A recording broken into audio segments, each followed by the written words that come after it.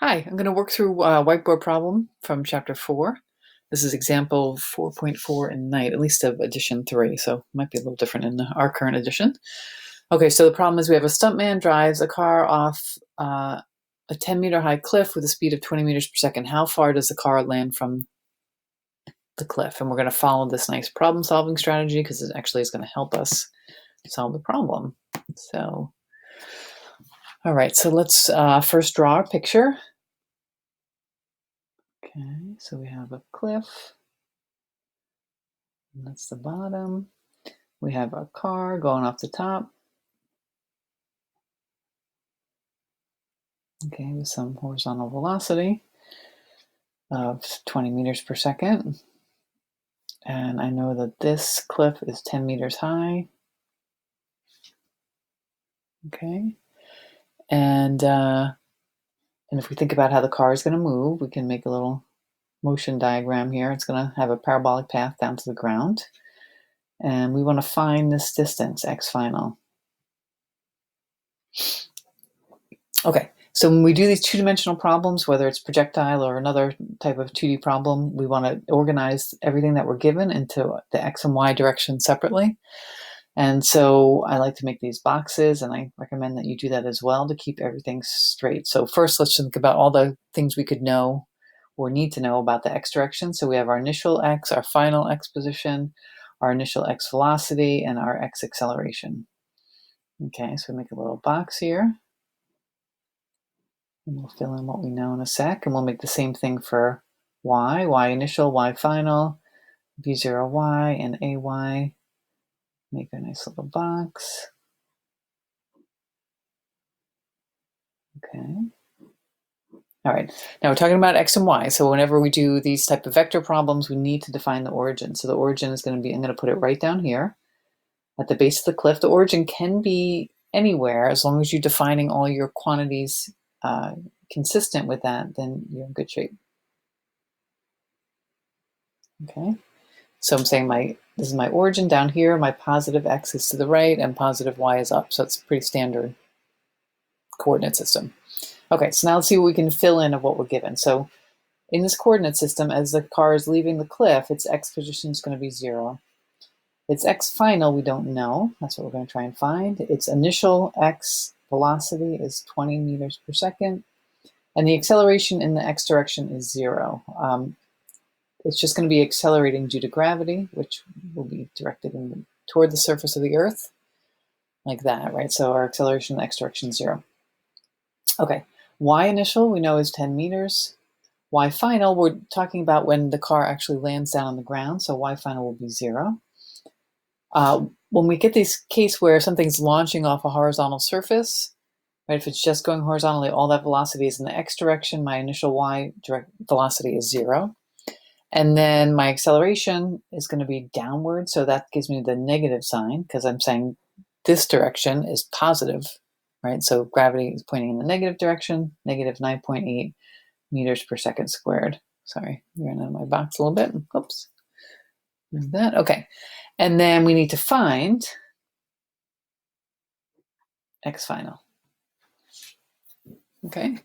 So what do we do? Well, you want to think about kind of what you know and what you need to find. Well, we need to find x final, right? So one of the equations I know that relates x final to some of the initial position, right, is that x final equals x initial plus v initial x t plus 1/2 ax t squared. Okay, so anytime you have one of these equations, right, we know this is what we need to find. So we don't have to do too much algebra to get that by itself. It already is. But we should look at our list of what we're given here and cross out anything that we know is 0. So we know x initial is 0. We know ax is 0, right? And if ax is 0, this whole term is 0. So my x equation simplifies to x final is v0x times t. Okay, so I know v0x, I have that up here, but I don't know t. So I got to find that. So if you look back in the slides, and this will become second nature if you practice enough, if we want time, we use the y equation to find time. That's what determines the time of flight, right? Like if you remember from the demo, we had one ball that was kicked out horizontally, one that was dropped down, and they hit the ground at the same time. That Y motion is actually what determines the time, and the X motion just moves it. If it has any, it moves it out away from the cliff. Okay, so for that, we can use our Y equation that looks just like this, right? So we can use Y final equals Y initial plus V0 YT plus 1/2 AY T squared. Okay, so this is nice in that we have a lot of zeros here. So we have 0 for Y final. Again, we'll cross out any zero quantities, and 0 for V0Y. Now, sometimes these they're not zero, and in order to solve for t, this is a quadratic equation, right? You'd have to use the quadratic equation to get the two roots for time. But here in this problem, since it's just launched horizontally, we get a little bit nicer math to do. So this goes to 0 is y0 plus 1/2 ay t squared. Now, if I look at what I know y initial and I know ay, so I can use this to solve for t. So I'm going to solve for t just with my algebra. So I'm going to subtract y0 from both sides. This is doing the algebra first, right? And then I'm going to multiply by 2 and divide by ay. So multiply by 2 and divide by ay for both sides. So over here I get minus 2 y0 over ay, and that gives me t squared. And then I'll take the square root of both sides and just swap sides here. So I get t equals the square root of negative 2 y0 over ay. Okay, and now I can plug in my values. Okay, so I get negative 2, y0 is 10 meters, and ay is minus 9.8 meters per second squared. Okay, so now that negative and negative are going to cancel each other out. Okay, and for the purposes of this problem, I'm going to call 9.8 and 10 the same. So I'm going to cancel those out, and then my time is just the square root of 2, which is 1.4 seconds. And the real answer is like 1.43. But let's just check our units here, right? So we have inside the square root, we had a meter over a meter second squared. So these meters cancel out, and then we had 1 over second squared. So that becomes the square root of second squared. So that's good. Our units check out.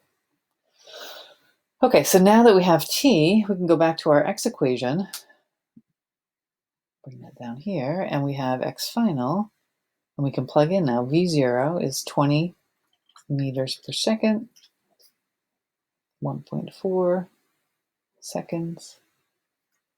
So we get x final equals 14 times 2, like 28. Sounds about right.